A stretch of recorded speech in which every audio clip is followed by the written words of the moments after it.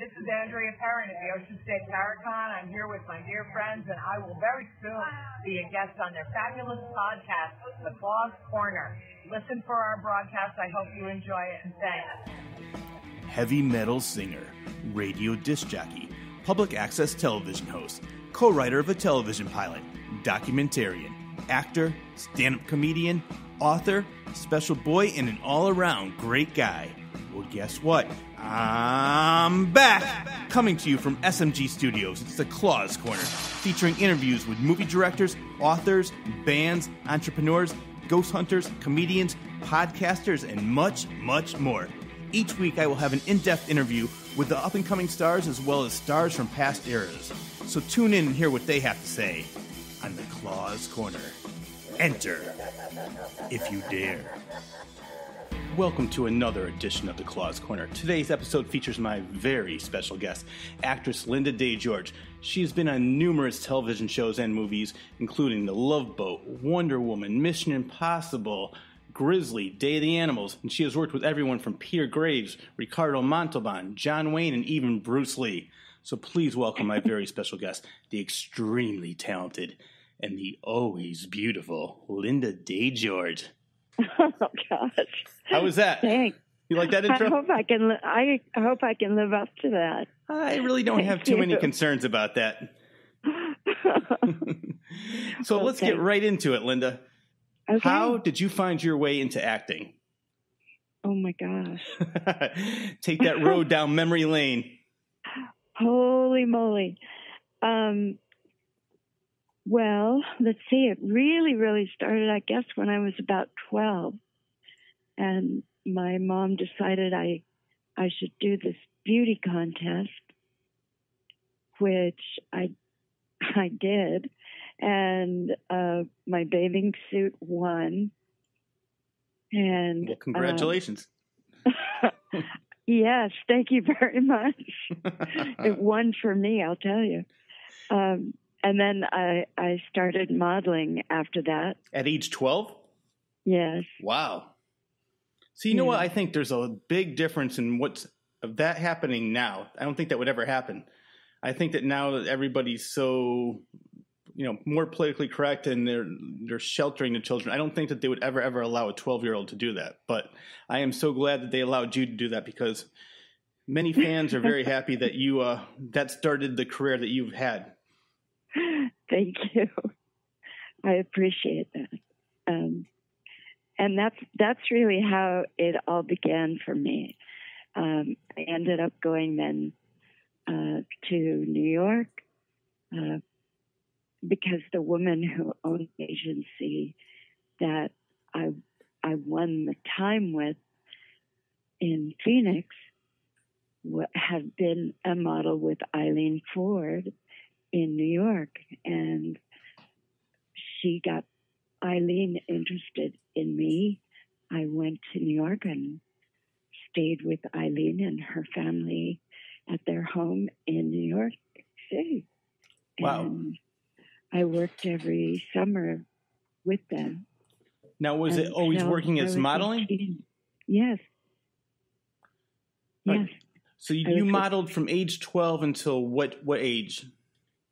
Until I was probably 20. Now, did you act in between that? Yeah.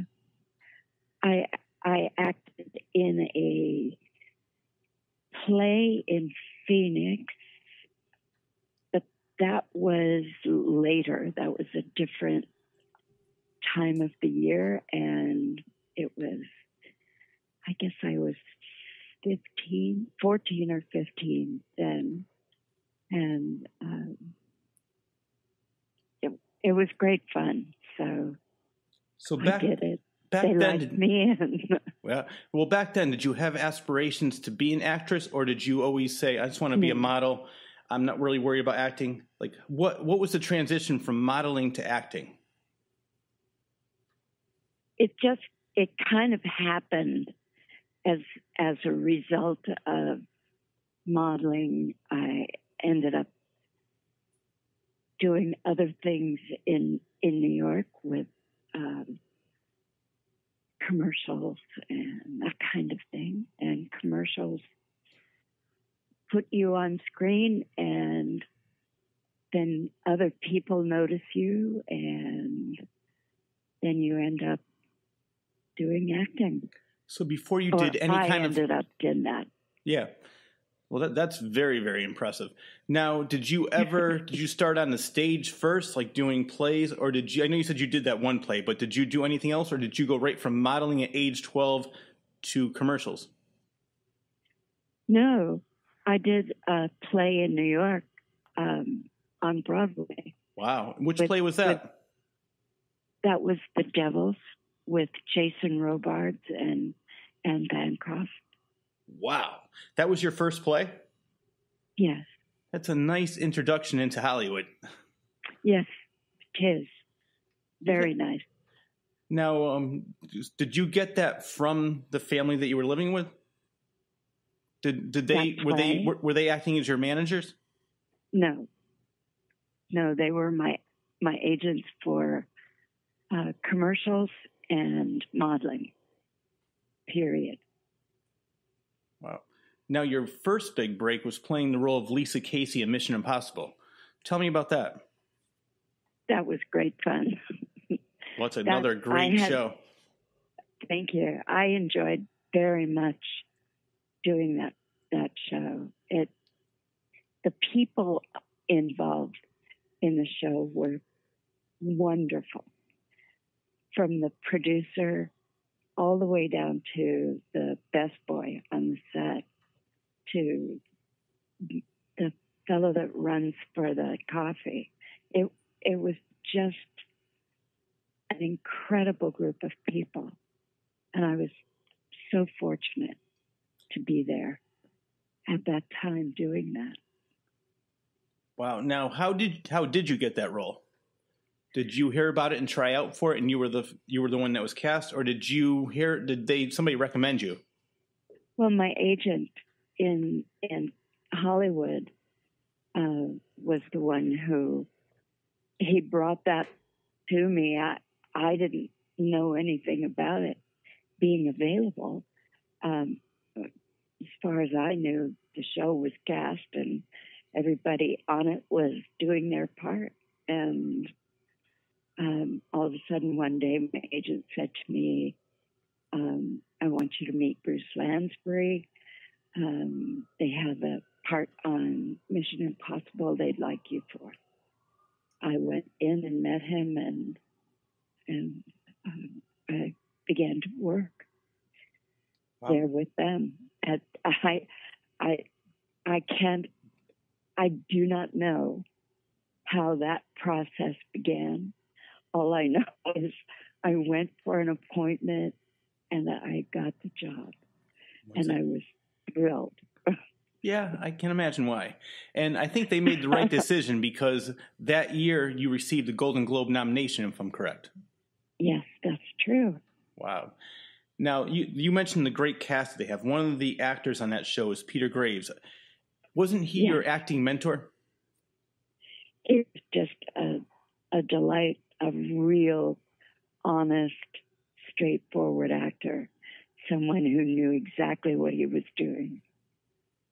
Now, oh, sorry, go ahead. I just thought he was dynamite. Yeah. Well, you know what's funny with him? Because most of the roles that he plays in, it's always, the straight guy, the drama. One of my favorite movies starring Peter Graves is Airplane as the pilot. He is hilarious in that. Well, that's more like who he is or was at the time. So he had a really good sense of humor, huh? Oh, my goodness, yes. Well, an awful lot of the guys on the set had great humor. There was wonderful humor all the time. You know what's funny about Peter Graves is that in Mission Impossible and so many other things that I've seen him in, he's always playing the straight guy, he's always playing the serious guy. But one of my favorite movies starring him is Airplane. And I think the best thing is that because he plays it like it's a drama, and that's what makes it so funny. But you said, now did he have a sense of humor on the set of Mission Impossible? Oh my gosh, yes. I think what happens is that we're all confined together we become very familiar with each other. We know what sets the other person off. We know what the set decorator. We know what gets him laughing, or we know what makes him get all serious and get straight. So that's one of the things that helps you, I think, that helps us develop a sense of humor, because you become so familiar with people, with their humanity, with who they are and how people respond. And you watch, I mean, we're all so different. And yet we all do the same things. No, you're right. What I was going to say with that is that I think everybody has the same emotions. Everybody has the same, sense of humor type of thing. But everybody reacts to situations differently. Yeah. So that's when so you put all different people together, and you can. But did you ever improv on Mission Impossible, or was it always straight to the script? Oh, it was always straight to the script. Yeah. But we improv plenty when we were off camera. Well, I think, what you do off the camera probably made the on-camera work so much better, because you're getting along like a family, and people can see that. Yes. Because I think that's true. I did radio years ago, and one of the things they told me was, you don't necessarily have to be funny, but if you're having fun, that will bleed through the airwaves, so people can see that you're having fun. Exactly. And it's because we feed on the energy that each of us have, and we all add something to the pie. Yeah. And the pie comes out great. Well, you had a lot of delicious pies in your acting career, and we're going to get into a lot of them. Okay. Now let's go back. Thanks. I'm going to go back a little bit to the year 1966. That's when you started in the movie Gentle Rain. And was that the first time you met and worked with your future husband, Christopher George? No, that wasn't the first time. I had worked with him in New York on several modeling assignments. And we had been friends and had met many times for coffee, or had gone out to dinner and met up with other people that we knew as models in New York. And it was another industry very much like acting, because people tend to be very cliquish and stick together, because we're very vulnerable to what goes on in the world out there. Yeah. And we get a little bit afraid of it, so we tend to stick together. Well, as I mentioned several times, you found a good group to click with. I did. I'm very fortunate. Now, when you were in modeling, when you were in modeling, did you have a lot of jealousy and backstabbing? I'm sure that occurred back then, but did you ever encounter it? I may have a couple of times. Okay. Yeah. I mean, I guess it just goes with the territory. But you definitely plowed right through it and went on to many great things.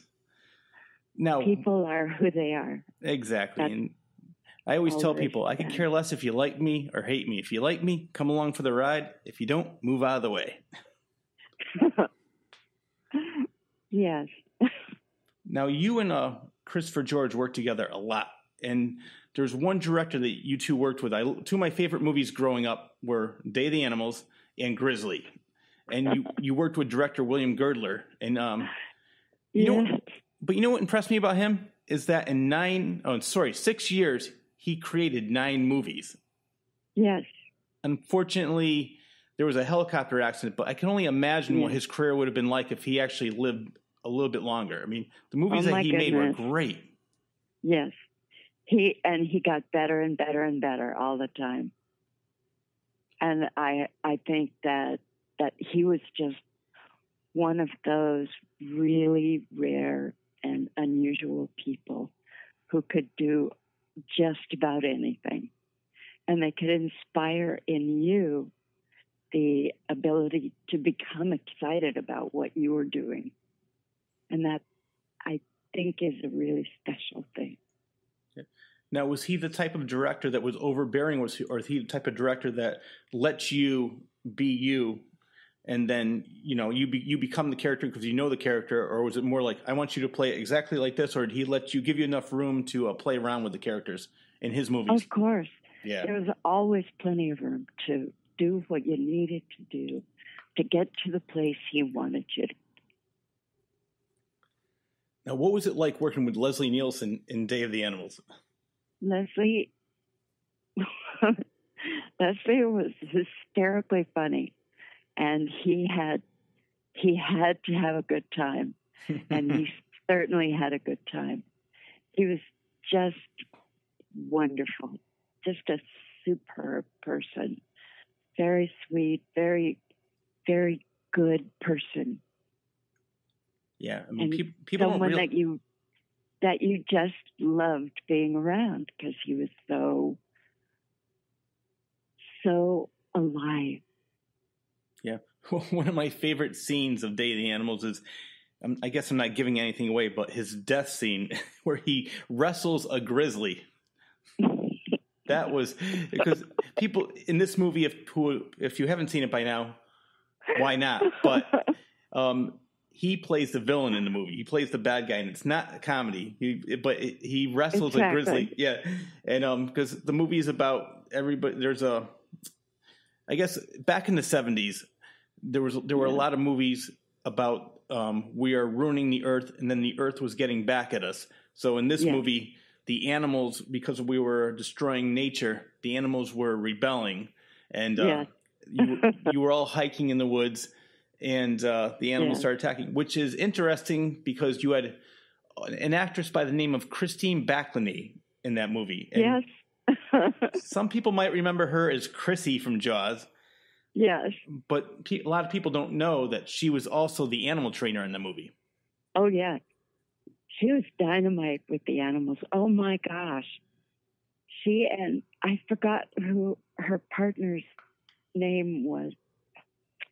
I'm really sorry about that, but she was dynamite with those animals. My gosh. And we had everything under the sun out there. And to have this woman who is just so lovely, such a nice person, and really a very intuitive actor at the same time.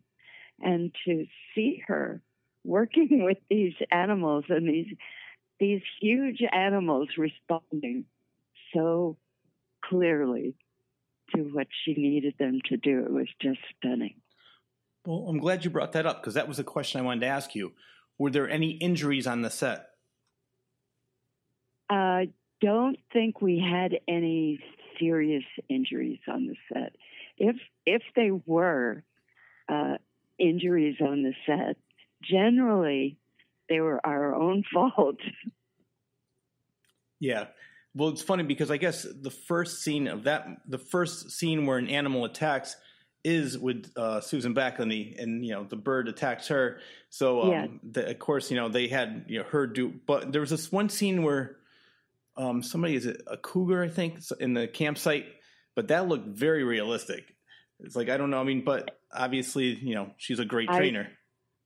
A very good trainer. I don't know of any serious accidents on the set. Well, that's good. And that's the absolute truth. Now, where did you film that movie? We filmed in, oh my gosh, now you're going to ask me to give you where we shot, and I can't remember. Okay. Well, we can get back to that. Okay, because I'm having one of those moments.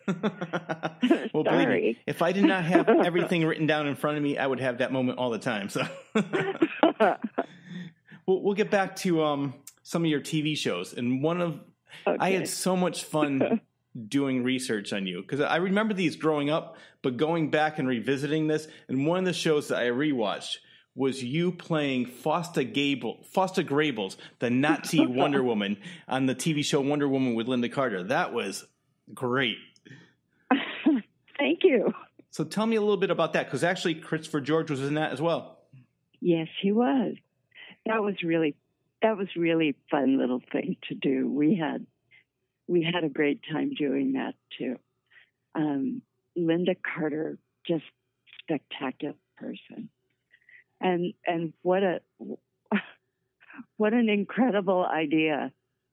First of all, to have Wonder Woman as a working series on a network in the 70s, okay. But for me to get an opportunity to be on that show and play Fausta Gabo, I can't even begin to tell you what a joy that was for me.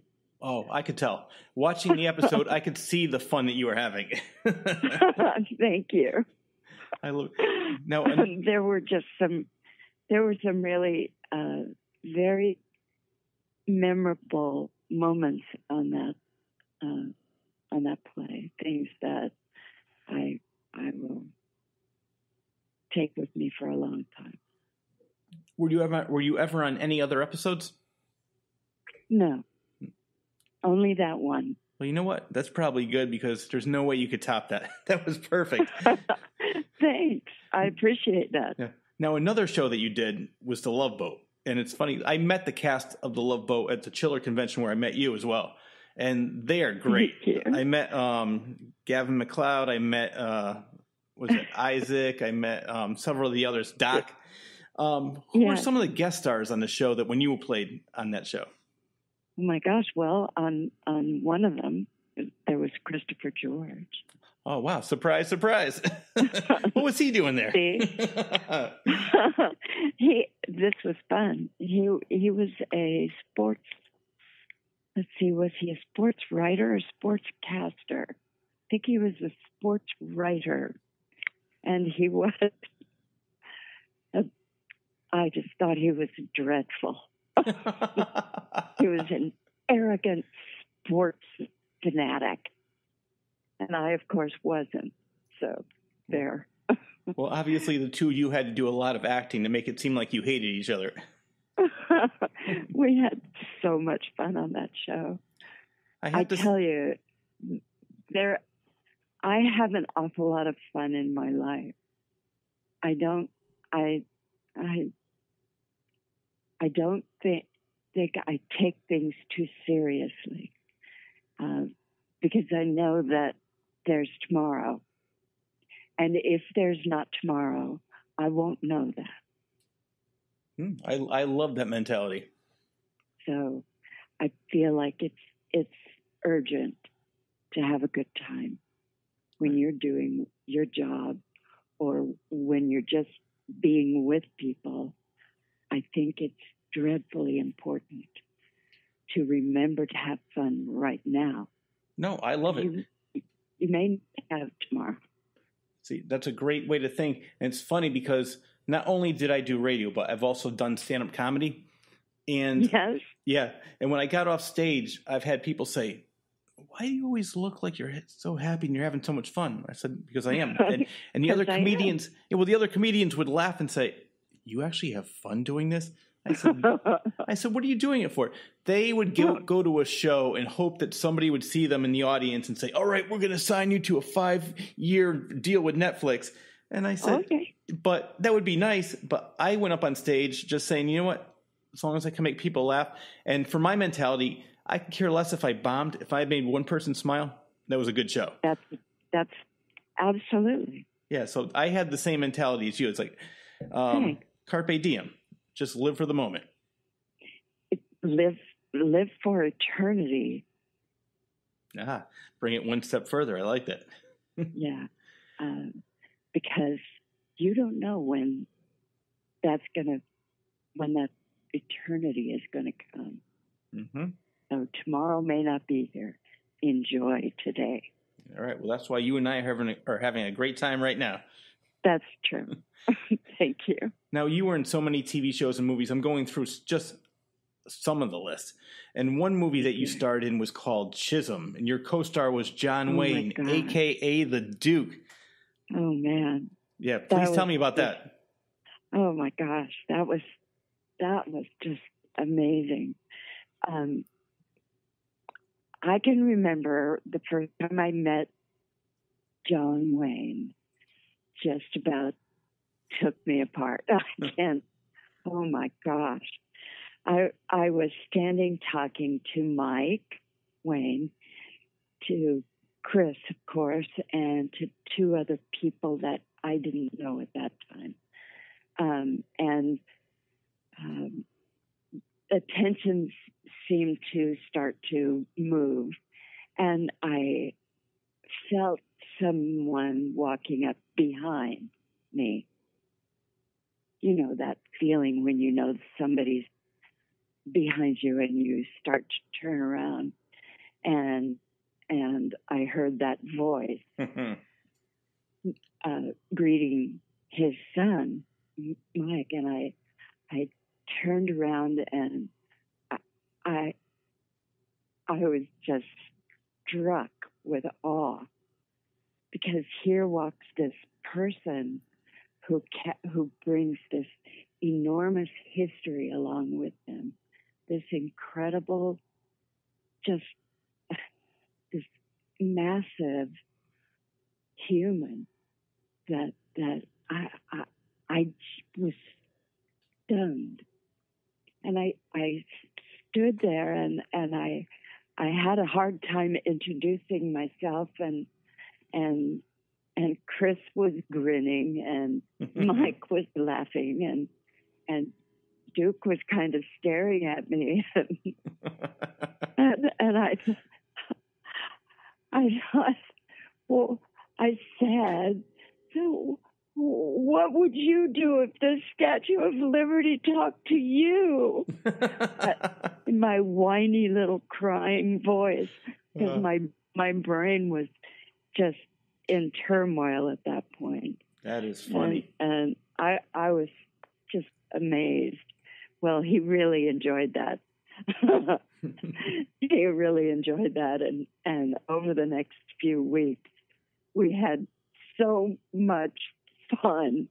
He loved to stand on the back of your skirt, because we were all wearing those long, those long skirts, and they were all on the ground, of course. So they were meat for the grinder. There goes my skirt when I start to walk off the set or start to make my move off of the set. All of a sudden there's this stopping that I have to do because somebody's standing on my skirt. Oh no. And that would be the Duke. Not again. So I'm guessing he had a good sense of humor. Say, yes. And the director would say, okay, cut. And I knew I couldn't go anywhere. And he said, Duke, next time, let her go. So we start over again. We do it again. And there was always a really fine sense of humor and a real pleasure on the whole set. And everyone seemed to enjoy himself on that show. Again, you got so lucky in your career. Like, it doesn't seem like there was a lot of drama, and you met and worked. No, you had No, go ahead. I'm sorry. Go ahead. No, what I wanted to say is you had the best education by working with all these great actors and actresses that forget acting school. All you worked with, like, the living legends. I did, and I can't even.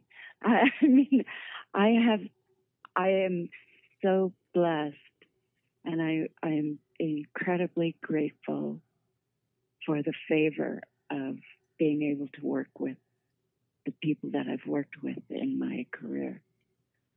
I don't know how that happened, and I'm thoroughly grateful.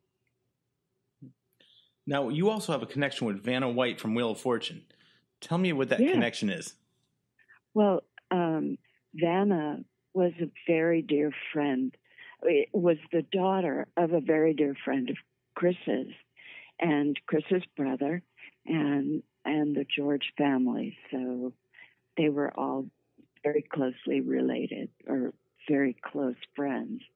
They were not family, but they were like family. The kids all went to school together, and the parents knew each other. And I remember one evening, Chris stopped by Vanna's mom's house and said, "I'll be right back. I just want to say hi and see how little Vanna's doing." So I sat there in the car, and I was very happy to hear that all was well. So I know that there are a lot of things out there about Vanna doing really, really well, and she is doing very well. Yeah, I'm just thrilled. When she came to Hollywood initially, she stayed with us for a short period of time, and then we introduced her to our agent at that time, and he was thrilled, and he began to represent her as well. So, yes. Wow. Excuse me. I like the fact that you pay it forward. Not only because you know how hard it is to get into the business, but you said, you know what, I'm going to help some people too. And that show has been on the air. How many years? Wheel of Fortune? I don't even know. Oh, my gosh. I don't know either. And it has to have been at least 20. Oh, yeah. I would say at least 20. Probably I would go closer to 30. Yeah. But so now did she originally want to be an actress? Yes. Well. Yes. Like all of us. Yeah. Well, you know what's funny? When I was doing my research on you, because you know, like you said, you started modeling at age 12, but somewhere in between, you originally wanted to be a surgeon. How did you make the leap from that to modeling and acting? For me, it was kind of a difficult thing because I had to let go of an awful lot of what I believed was my path, and follow this path that had been opened up to me, and I could help. I could be in touch with more people and make perhaps a bigger difference. At least, in my opinion, I could make a bigger difference as an actor than I would be able to do as a med student and researcher. So that's what I did. Now, did you want to become a surgeon at first because you were saying, well, you know, acting, it's not really stable, so maybe I'll have a more stable career and have a steady income being a surgeon? Yeah. Is that what it was originally? Well, yes, that absolutely. However, medicine was a passion for me, and has always been a passion. And so I'll always keep up on what's going on in the medical field, and that's just how it is. Did you go to school to be a surgeon? That's what was in my heart to do. Yeah. And that isn't what I did. Yeah, which I'll say it again. We were all very happy for that. Thank you. Thank you. But then again, I'm thinking about this. If I was in the hospital and they said, Dr. Lynda Day George is on her way, I'm like, all right, I'm ready for surgery. Maybe it wouldn't be so bad if you were a surgeon after all. Thank you. This I found very, very interesting, getting back to your acting, because one of my favorite martial artists of all time is Bruce Lee. That guy is amazing, and without him, we wouldn't have the Jackie Chans, we wouldn't have the Jet Lis. And you were lucky enough to star in The Green Hornet, or you worked on The Green Hornet. I certainly was. I worked on that show. Did you ever have any scenes with Bruce Lee? I don't believe. I think that we shared the set a couple of times, but I didn't have that much to do with him. But I was on the set a lot, and I did enjoy so much watching him work. I'm amazed at what he could do. I had no idea that human beings could do those things. Well, most human beings cannot. He really was not. He was like a muscle. He wasn't even a human being. It was just like one slab of muscle.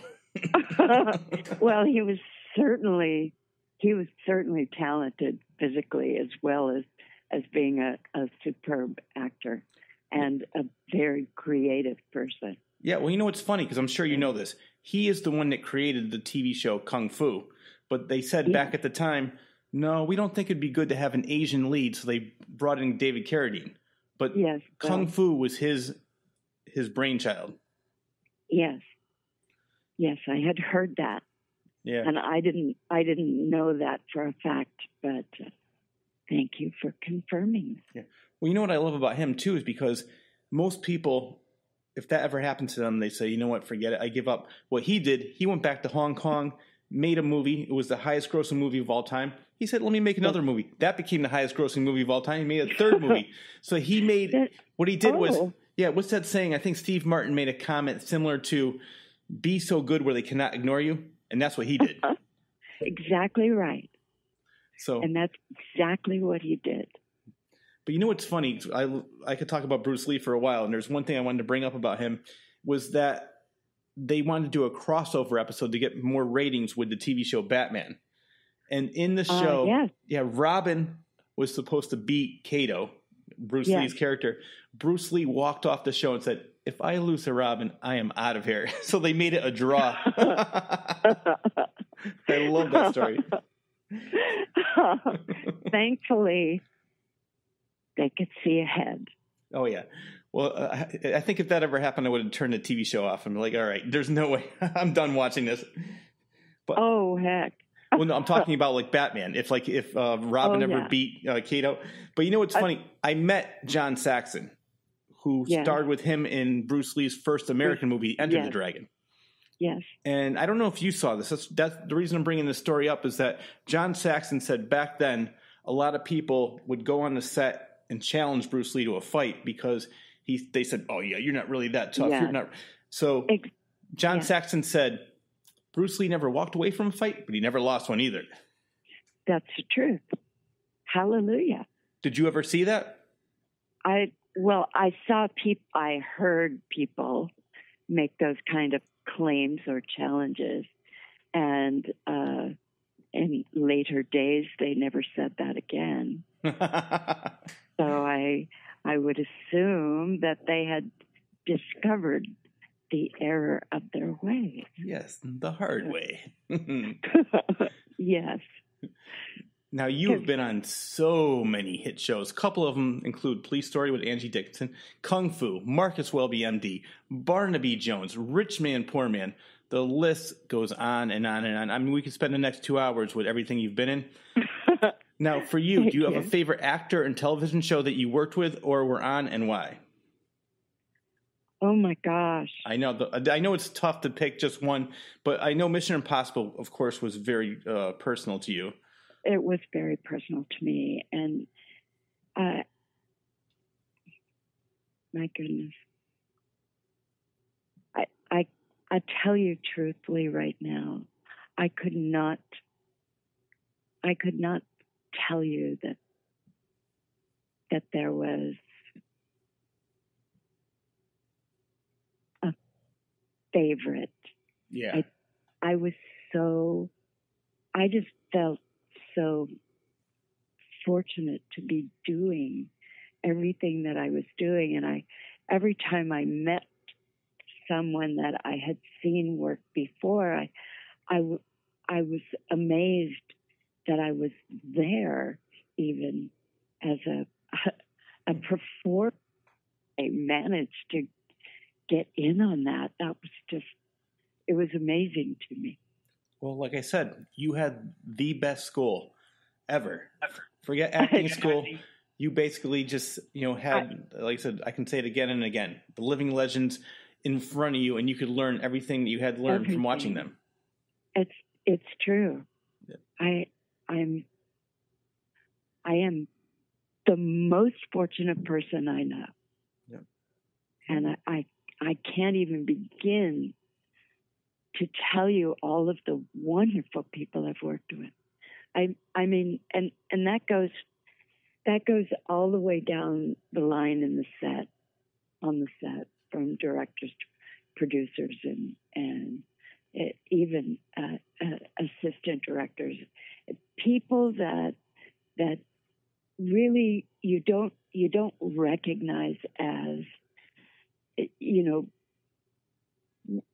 we don't know their names as the public. We don't know the names of these people who work on sets, who do hairdressing or who do your makeup or do wardrobe consulting or who are the script girls. We don't know their names, but I'll tell you something. They're some of the most wonderful people you will ever meet in the motion picture industry. Well, hearing that from you is great, and I'll tell you why. Because I go to different movie conventions, and sometimes I meet actors or actresses, and they act like they could care less about being there. They're so apathetic, and I want to say to them, without us, you wouldn't be here. And so I love the fact that you treat everybody like an equal. You don't look down on anybody. You're actually saying, you know what? The person getting the coffee is making my performance better. So, I mean, everybody to you is doing a great job. And that hearing that is great. Thank you. I thoroughly believe that. I know that I am no big deal. I am just like all the rest of us. We work ourselves silly sometimes. We come home, we love our families, we cherish the time we spend together, and the times that we get to meet wonderful people are extremely precious to us all. And I'm so blessed to have met the kind of people that I've met in my life, and to have known the people on the sets and the people who make it all work. I can't even begin to tell you how fortunate I feel in that regard. Yeah. Well, you said before that Peter Graves was your acting mentor. What was the most important thing that he taught you? Patience. Yes.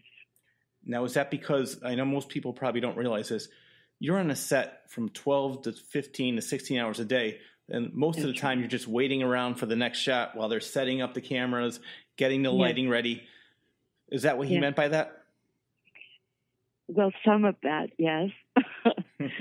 But it's also important to remember to be patient with yourself and with all the people that you work with in the scene as well as on the set. Sometimes people can get a little impressed with themselves, or they can be terribly insecure and terribly afraid, and you don't really. Sometimes you look at that and it looks like arrogance, or it looks like somebody's just being uncooperative. Mm-hmm. But the truth about it is very often that there's a lot of fear and a lot of debasement that goes on in life.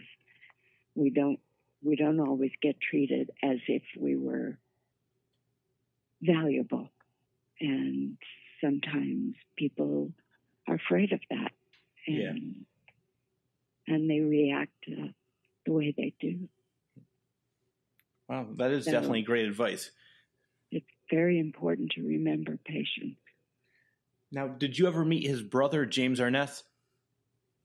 I did meet him one time, and he's really tall. At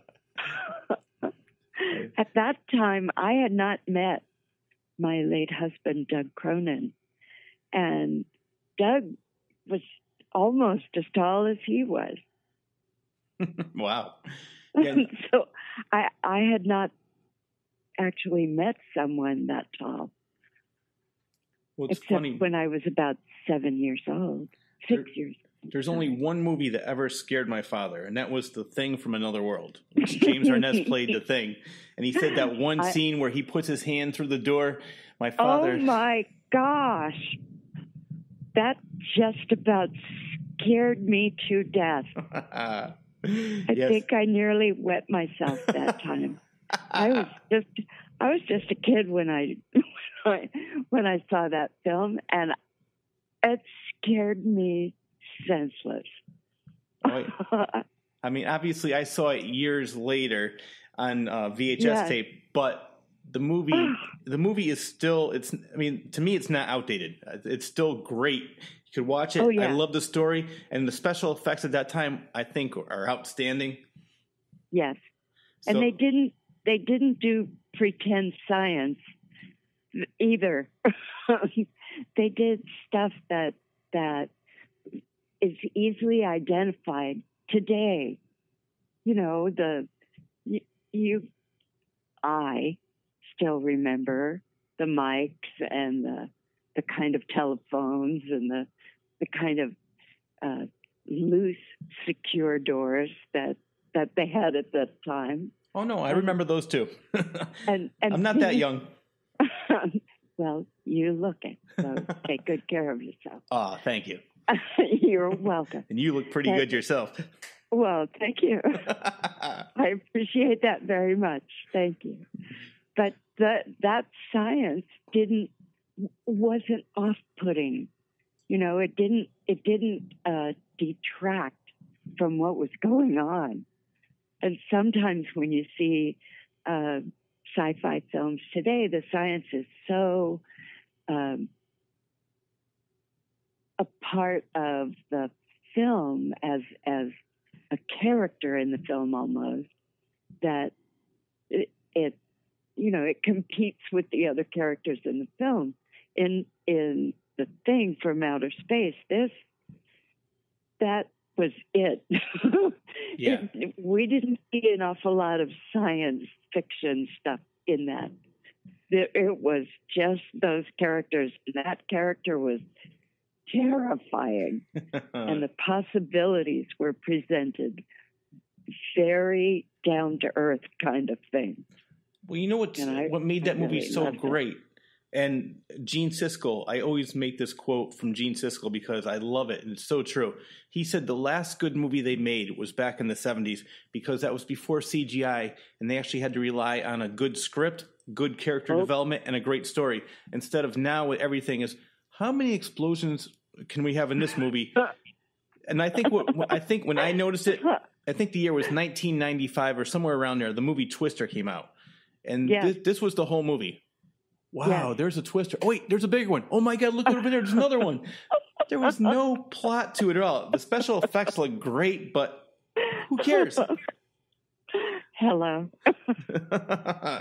I love the fact that, I'm using The Thing because we're talking about James Arness. It had the characters were great. They were intelligent. You cared about them. And the special effects were... Like I said, I think it still stands up today, and I do too. And the movies of today, I think one of the only movies that really integrated CGI with the film would probably be Jurassic Park with Steven Spielberg, the first one. Oh yeah, because he made the last one I thought was horrible. There was no plot to it at all. It was just basically a lot of dinosaurs running around. But the first one had a great story to it. And Spielberg even said, he goes, I only wanted one scene of CGI. But when I saw that, I said, I wonder if I could do the whole movie like this. And it worked out. Yeah. But for the most part, you can. Yeah, I could do whatever I want. I'm Steven Spielberg. Hello. Have you ever worked or met with him? No. Well, I'll see what I can do. I'll see if I can set that up for you. Okay, then. I think he's a big fan of the Claus Corner. Okay, then. No, you know what I love about you is you worked on so many great movies, and one of them I own on DVD, and I rewatched it recently. It was called Ants. You remember that one? Oh, my goodness. Yes, I do. For the people that don't know what I'm talking about, it starred the beautiful Lynda Day George, Suzanne Summers, Brian Dennehy, Stacy Keach, and the tagline made the movie. On the cover, it says, "Ants, the picnic is ruined." And it certainly was. That's another one that seemed like you were having a great time. I was. Everybody was really, really intense. We had some great people on that show. And we also had this incredible character of Victoria Island, too. And Victoria is just an amazing island. The whole island is beautiful. Now, where is that? Canada. Ah. It was just brilliant. The island, you could go to the beach and pick up stones that had garnets in them. Wow. No, yes. Now, and many of them. It was at that time Suzanne Summers was going through the whole deal with Three's Company. Did you see any of the drama up close? No, I didn't. That's good. She was delightful on the show, and I, of course, when people are going through things, you can kind of feel it in their being when you're around them. You can kind of tell that there's something going on, but we all have something going on most of the time. Yeah. And she did not bring any drama to the set other than her wonderful performance. So, which she was great in that. Yes. Yes, she was. Now, what did they do with the ants? I'm curious about this because in the movie there was thousands and thousands of ants all over, the actors. And I'm not giving anything away because I guess it came out in '77. If you haven't seen it by now, the last scene you're not supposed to breathe because the ants are all over you. Did they actually have somebody that was controlling the ant? I know you can't really control ants, but did you have somebody that was like, all right, we're going to place it on your arm, on your chest, on your face? Or did the director say, okay, just load her up with ants? Actually, the ant wrangler loaded us up with ants. So they actually had an ant wrangler. Yes, there were many, many ants, and they went where they went. They didn't go where they were directed to go because they don't follow directions. You know what, though? I think their idea about what's next. I have a feeling those ants knew exactly what they were doing. Yes, they did. Oh, that's funny. They certainly had minds of their own, in a manner of speaking. Yes. Oh. They were everywhere, and they got all over us. and we had a special day of shooting the ants, where we sat on the floor and they loaded us up with ants, and then they ran the camera. Mm-hmm. Yes, and it was a very interesting time. Oh yeah, I can imagine. I know exactly which scene you're talking about. Yes. And because you were not supposed to breathe because the ants would bite, so you had to sit there while the helicopter was coming to save you. And with our straws. Yes, that's it. You're breathing through a straw. Now, how long was a shoot for a movie like that? I think we were 3 weeks up there on that one. Wow. And I think that was because of location and because we had travel time involved in bringing in people. We had ferry rides, boat rides, plane rides, helicopter rides, and we got back and forth to the hotel, and so there were probably only 10-hour days, maybe 12, but working part-time, huh? Yeah. Short days. Yes. Well, I wanted to get back into Day of the Animals because I mentioned earlier all the movies of the 70s, not all of them, but a lot of the movies that you were in, and even some other movies that you were not in, were about we're destroying nature, nature rebels. And Day of the Animals was all about the depletion of the ozone layer, in which caused the animals to go crazy, which I mentioned. But I know you are a huge supporter of saving the planet. Did you become an active supporter because of the movie, or did you want to act in the movie because of your beliefs? Actually,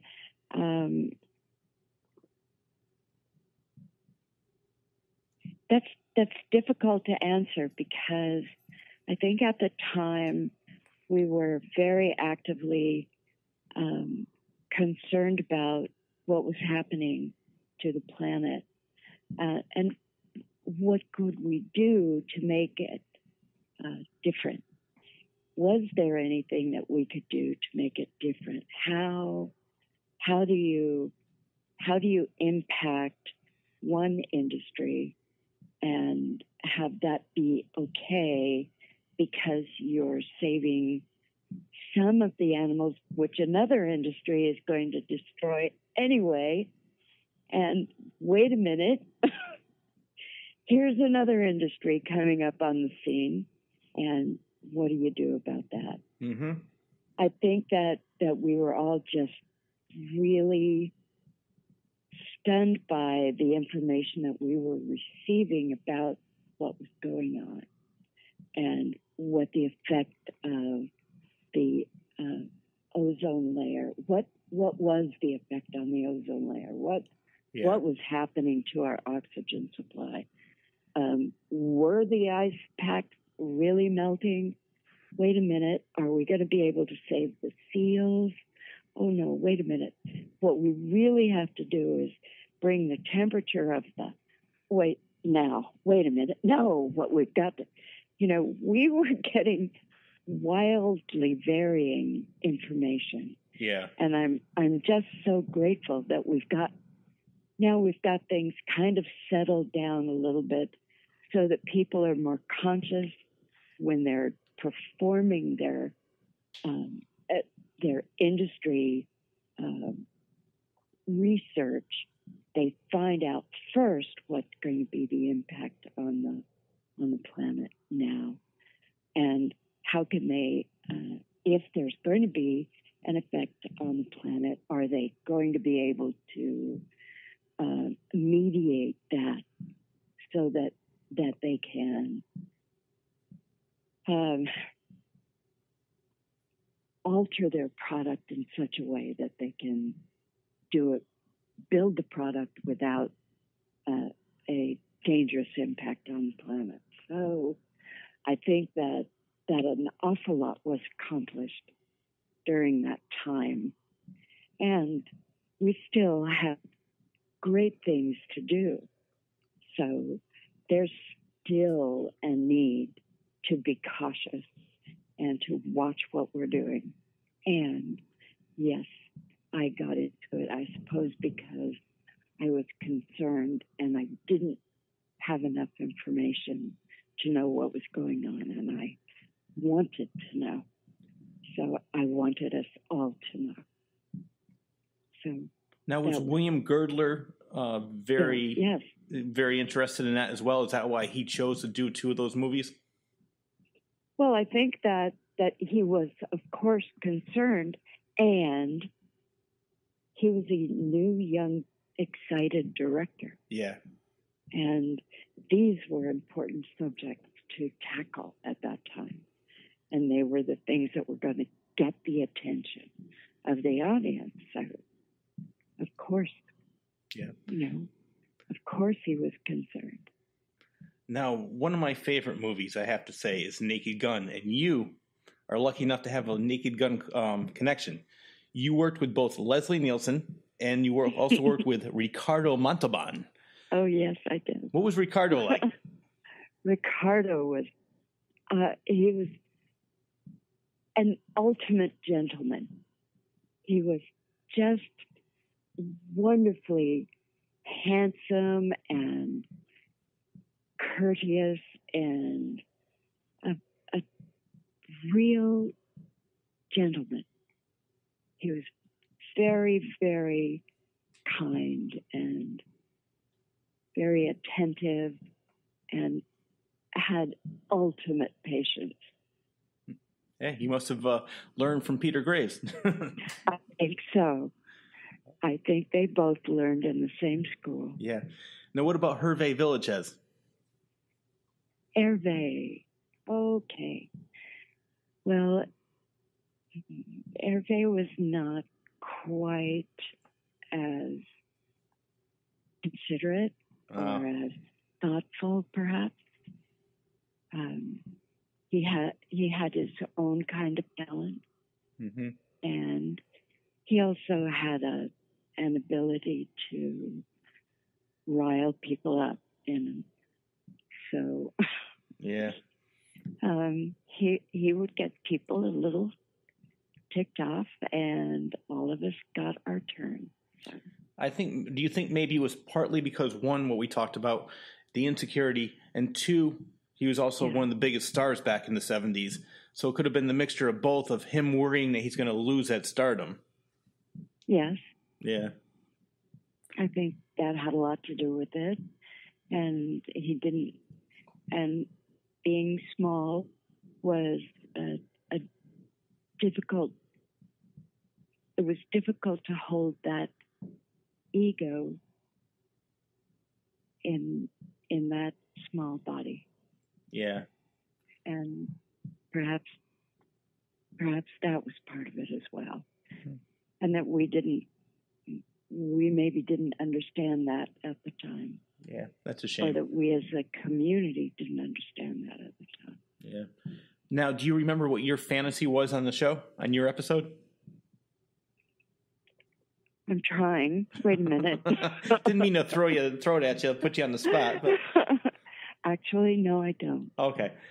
Because people who don't know what the show is, it's called Fantasy Island, and they go on a getaway, and they pick a fantasy, and they get to live it out. And that's where Hervé Villachez and Ricardo Montalban were the two ringleaders on that island. And I'm only saying this because probably a lot of my younger listeners have no idea what Fantasy Island was. And I love that show. Right after Love Boat, 9 or 10 o'clock. I love that on Saturday nights. ABC. Yes. And speaking of ABC, people probably don't realize this either. Back in the 70s and 80s, they had something called an ABC Movie of the Week. And you were in a couple of those. Yes, I was. One of my favorites, or I just saw recently, I rewatched it on YouTube, and I recommend that everybody watch this because it is another movie that just holds up. It's called She Cried Murder, starring you, Telly Savalas, and Mike Farrell from MASH. Yes. What was that like? That was really an amazing shoot. I mean, we were in Eastern Canada. It was absolutely, it was terribly chilly out. And I was in a totally unusual environment for me. I was not too familiar with the people I was working with, and I was missing my family. We had some family crises going on with my husband's father. Was not doing well at the time, and so it was a kind of an unusual thing for me to not be relishing my time working on the set. Yeah. And yet I had some wonderful people working with me on that show, and some of the finest craftsmen in the on the set were they just amazed me every time I went to the set. We had a lot of odd shooting to do on the trains and in the train yards and in the warehouses, and it was really interesting. Where was that filmed? Was that New York City? No, it was in Canada. Oh, another Canadian movie, huh? Yes. Wow. Was it cheaper back then to film in Canada? Yes, it was. Okay. But it was also we also had a Canadian crew and a Canadian director. Ah. Yeah. Now, I love the movie because I'll give a brief synopsis of what it's about. The opening scene is you're on the train and you see a woman get pushed from the train, and you get off and you see somebody in a trench coat going up the stairs. He turns around. It's Telly Savalas, a.k.a. Kojak, who loves you, baby. Yes. But later on, you call the cops, and the first police officer to arrive is Telly Savalas. So throughout the whole movie, he's after you because he wants to shut you up, so people don't realize that he's a killer. And I'm telling you, the suspense was great. I'm sitting there going like, what's going to happen? What's going to happen? I love those old TV movies of the week because back then we only had 3 channels, ABC, NBC, and CBS. CBS, yeah. Yeah, and now you can turn on any channel 24/7, but back then it was more of an event, and I love that. Yes, and we had a wonderful script. We had a terrific director. We had a wonderful cast. The Canadian actors are superb performers, and they really trained hard, and they're super professional. And I really was impressed with everything I saw up there. Yeah. Now, not only were you in TV shows, you were in movies, but there were some things that I saw online, and they were great. You did several game shows, and 2 of my favorites were Match Game and Tattletales. Thank you. Tattletales was one of my favorites. Yeah, that was the one that I watched twice because it was just so funny. You and Christopher were great on that. Thank you. We had a lot of fun. Chris and I had an awful lot of fun. Yeah. Well, so I wanted to bring that up. Very happy people. Yeah, no, you could see that. And the reason I'm asking you this question is because did people hire the 2 of you together so many times because of your great chemistry, or was it sort of contractual where like, I want to work with my husband, I want to work with my wife? No, I think they enjoyed us working together. And I think that we worked well together. And I think that's probably why they hired us together. Yeah. Because we were fun. Yes, you were. And we brought that to the screen. So. No. Was that the main reason that you retired from acting after he died? I would have to say that that's accurate. Yeah. Because unfortunately, I mean, I think he was, only 53 years old, huh? Yes. Yeah, that's sad. He's another one that would have had such a great career because, I mean, he was, in everything back then along with you.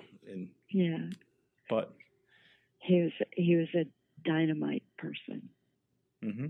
Now, I know you mentioned off the air that you got into writing for a little while. Was this after you retired from acting? Oh, gosh.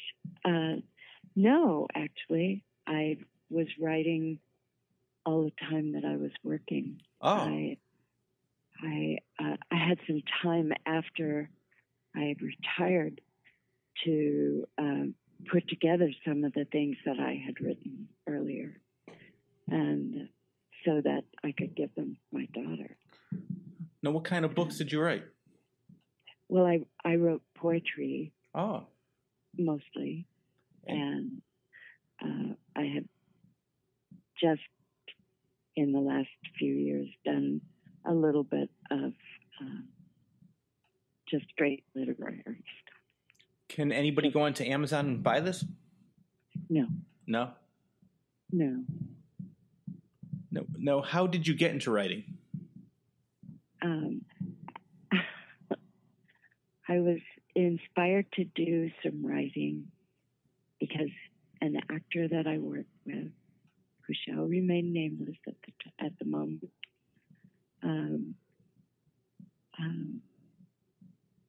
read one of the pieces that I was writing on the back of my script, and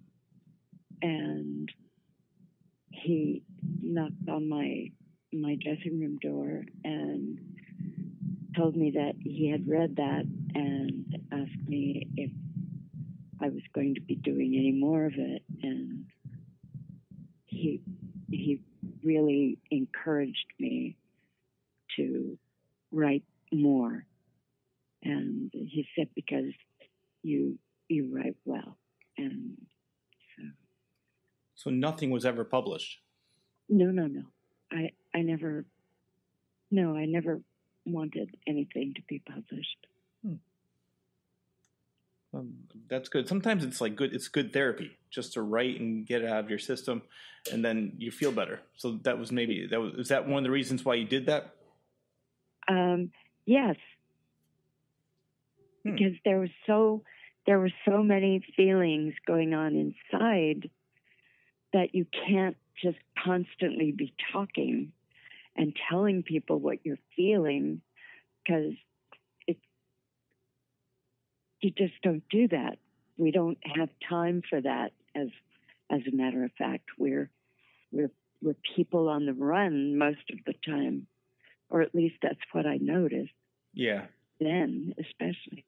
Well, now people put it on social media, so. I know.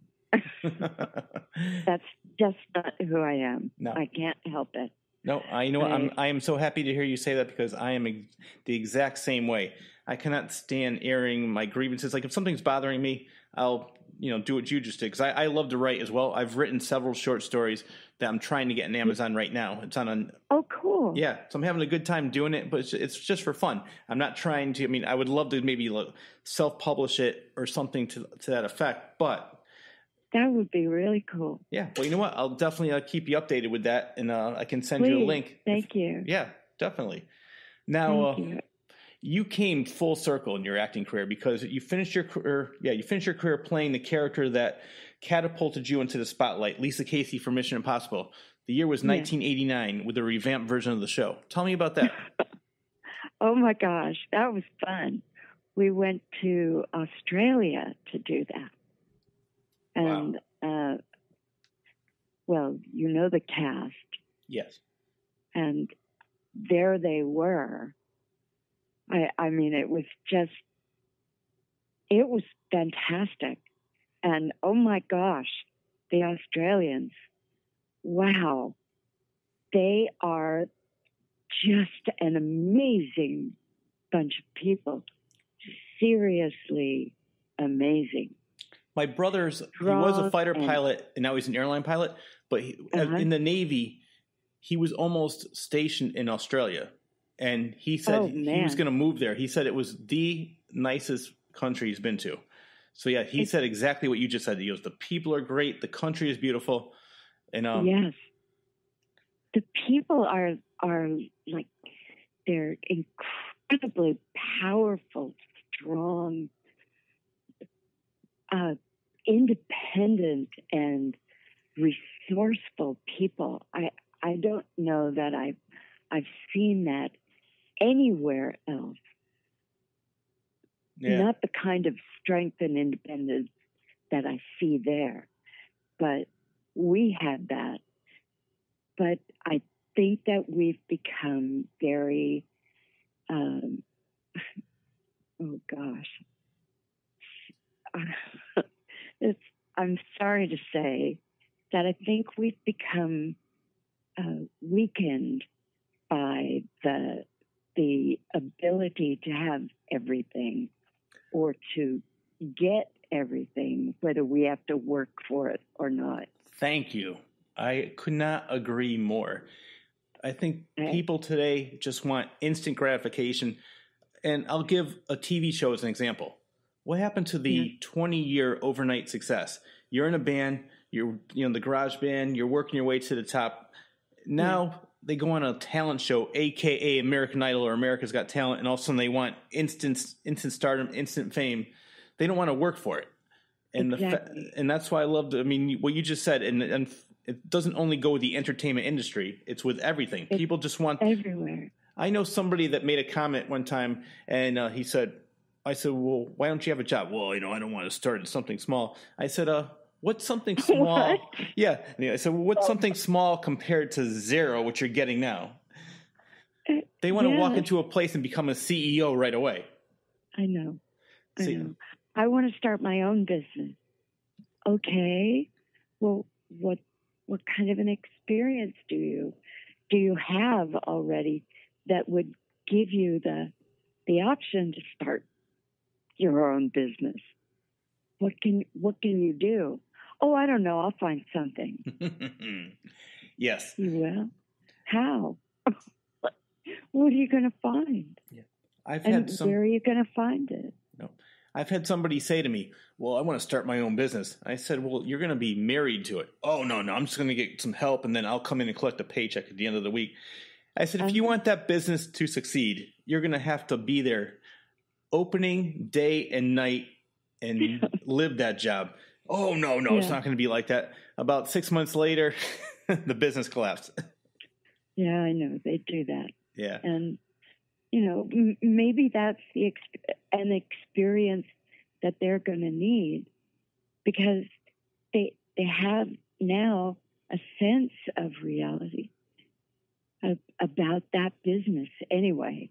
Yeah. Even if there's no sense of reality about anything else or about their expectations, at least they have that experience, so that when it happens the next time, which it will, they'll begin to get the idea that it takes more. You have to give more of who you are and what you know in order to get there. There's no such thing as all of a sudden becoming a millionaire. You don't do that. I love life lessons from Lynda. It's more of a billionaire. No, what I wanted to say was life lessons from Lynda Day George here in the Claus Corner. I love this. Oh dear! I hope I don't sound like I'm. No, I don't want to sound preachy. No, you know what? You are not, because I say the same exact thing. I have these conversations. I work with a lot of younger people, and I have these same conversations with people because there's just no pride in what they do. I'm being more generic. There are some young people out there that really do care and they work hard, but oh my gosh, yes. Yeah, on the whole, we're raising kids to expect everything given to them. They don't want to work for it. They just want everything handed to them. So no, you're not preaching anything that I don't already preach. Oh, okay. So yeah, that's why I love that you brought that up, because I'm right with you.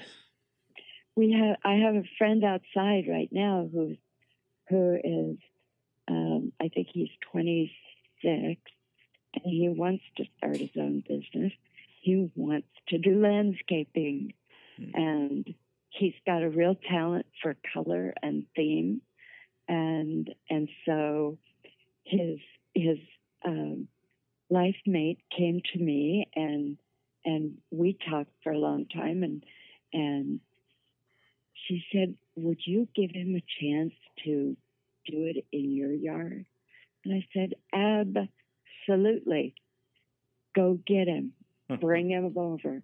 Let's get it started. So he started now, and he's doing my yard. Wow. So I'm really excited. See, you started Vanna White. Now you're starting this guy's career. You help so many people in so many different ways. That's my life. That's what we're here to do, isn't it?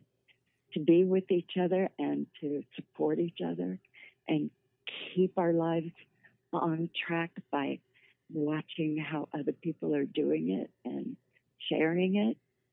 That's all there is. Mm-hmm. There isn't really anything else. Well, you know what? Keep that attitude because I love it. Keep up the great work. I met you, and I told you this off the air, and it is true. I've met so many different celebrities at conventions, and you are probably the nicest, most down-to-earth, genuine, sincere person that I have met at one of these conventions. I mean, when I start, I talked to you for about 15 minutes, and then I told you about my podcast. You said, "Here you go." You gave me your phone number. I'm like, thank you. You were that genuine and nice. And you're like, yeah, of course I'll do your podcast. There wasn't even a question about it. And you know what? This means a lot to me. And I could tell you that when I mentioned the different guests that I'm having on my podcast, the one name where everybody's eyebrows raise a little bit. Yeah, I'm going to have Lynda Day George. What? So thank you. Thank you. I'm just thrilled. Oh, and so am I. Opportunity. Thank you so much. Yeah. So what are you currently doing right now? I know you were doing the convention scene. And where can people find you? Are you going to be in anything else? Are you going to go back to acting a little bit? Maybe writing? I'm going to be doing some more work. I had a really incredible experience with a person who is now Jeffrey Levitt, who is now my agent in Hollywood. So he really